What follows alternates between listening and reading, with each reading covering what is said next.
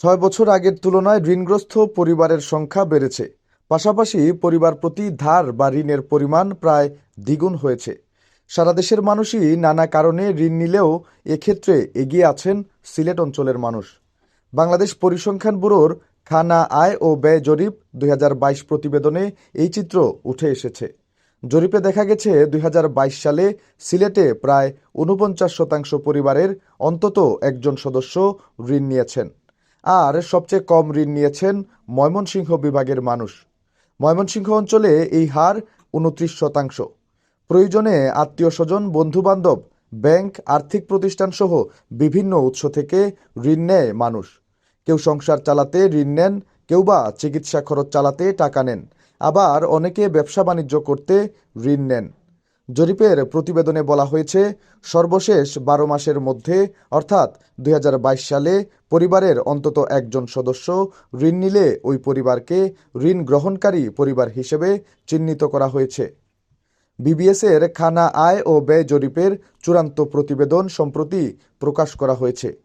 প্রতিবেদনের তথ্য অনুযায়ী খুলনায় 46.৫%, বরিশালে 46%, রাজশাহীতে 42%, রংপুরে 40%, চট্টগ্রামে 32% এবং ঢাকায় 31% পরিবার ঋণগ্রস্ত।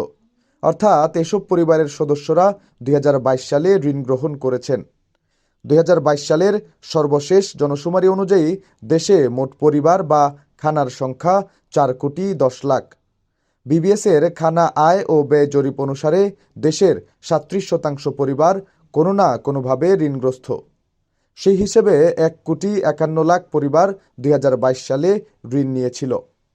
আগের খানা আয় ও ব্যয় জরিপ করা হয়েছিল ২০১৬ সালে। সেই জরিপের তথ্য অনুসারে তখন ধার বা ঋণ করে চলছিল ২৯.৭০% পরিবার। ফলে দেখা যাচ্ছে ৬ বছরের ব্যবধানে দেশে ঋণগ্রস্ত পরিবারের সংখ্যা বেড়েছে। ২০১১ সালের শুমারি অনুযায়ী দেশে জনসংখ্যা ছিল ১৪,২৩,০০,০০০।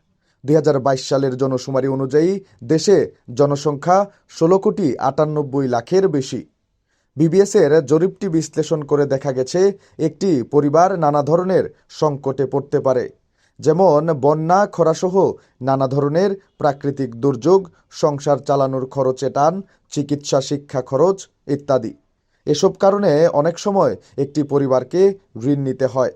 আবার কেউ কেউ বিয়ে শাদির মতো উৎসব পার্বণের জন্য ঋণ নেন। ব্যবসা করতেও ঋণের প্রয়োজন হয়। ব্যাংক, আর্থিক প্রতিষ্ঠান, এনজিও, আত্মীয়-স্বজন, বন্ধু-বান্ধব, মহাজনসহ বিভিন্ন উৎস থেকে ঋণ নেওয়া হয়। ঢাকা বিশ্ববিদ্যালয়ের অর্থনীতি বিভাগের অধ্যাপক সায়মা হক বলেন, কোভিড এবং রাশিয়া-ইউক্রেন যুদ্ধের কারণে দেশের নিম্ন আয় এবং মধ্যম আয়ের পরিবারগুলো বিপাকে পড়েছে। তাদের মধ্যে ঋণ নেওয়ার প্রবণতা বেড়েছে, কারণ এসব পরিবারের উপর বাড়তি চাপ সৃষ্টি হয়েছে। তিনি আরও বলেন, ব্যাংক ও আর্থিক প্রতিষ্ঠানের ঋণে সুদের হার তুলনামূলক কম। তবে ক্ষুদ্র ঋণ প্রতিষ্ঠানের ঋণের সুদের হার বেশি হওয়ায় ঋণগ্রহীতা সেই ঋণ পরিশোধ করতে আবার ঋণ নেন।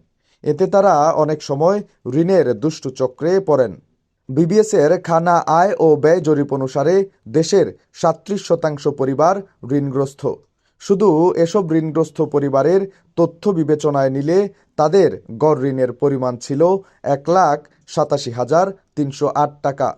গ্রামাঞ্চলে পরিবার প্রতি ঋণের পরিমাণ ১,০৪,০২০ টাকা এবং শহরে ৪,১২,৬৩৮ টাকা। জরিপে দেখা গেছে, এই হিসাবে ঢাকা বিভাগের ঋণগ্রস্ত পরিবারগুলোর গড় ঋণের পরিমাণ সবচেয়ে বেশি, প্রায় ৪ লাখ টাকা। অন্যদিকে রাজশাহী বিভাগে এমন পরিবারের ঋণ সবচেয়ে কম। পরিমাণের দিক থেকে তা ৮৮,০০০ টাকার কিছু বেশি। তবে দেশের সব পরিবারকে বিবেচনায় নিয়ে পরিবার প্রতি ঋণের একটি হিসাবও দেওয়া হয়েছে বিবিএসের জরিপে। এতে বলা হয়েছে, ২০২২ সাল শেষে পরিবার প্রতি গড় ঋণের পরিমাণ দাঁড়িয়েছে ৭৩,৯৮০ টাকা। ২০১৬ সালে জরিপ অনুযায়ী সে সময়ে এর পরিমাণ ছিল ৩৭,৭৪৩ টাকা। অর্থাৎ এক্ষেত্রে দেখা যাচ্ছে ২০১৬ সালের তুলনায় ২০২২ সালে পরিবার প্রতি ধার বা ঋণের পরিমাণ প্রায় দ্বিগুণ হয়ে গেছে। 12 বছরের রিপ্লেসমেন্ট গ্যারান্টি নিয়ে তানভীর মেটালি প্রথম বাংলাদেশে। তানভীর মেটালের স্মার্ট পণ্য ব্যবহার করুন, স্মার্ট হন। বিবিএসের জরিপের তথ্য বলছে 2022 সালে গ্রামের মানুষের চেয়ে শহরের মানুষই বেশি টাকা ধার করেছেন। দেশের সব খানা বা পরিবার বিবেচনায় নিয়ে বিবিএসের জরিপে দেখানো হয়েছে, এ সময় শহরাঞ্চলে পরিবার প্রতি গড় ঋণের পরিমাণ ছিল 1,37,456 টাকা। অন্যদিকে গ্রামাঞ্চলে পরিবার প্রতি ঋণের পরিমাণ ছিল 44,111 টাকা।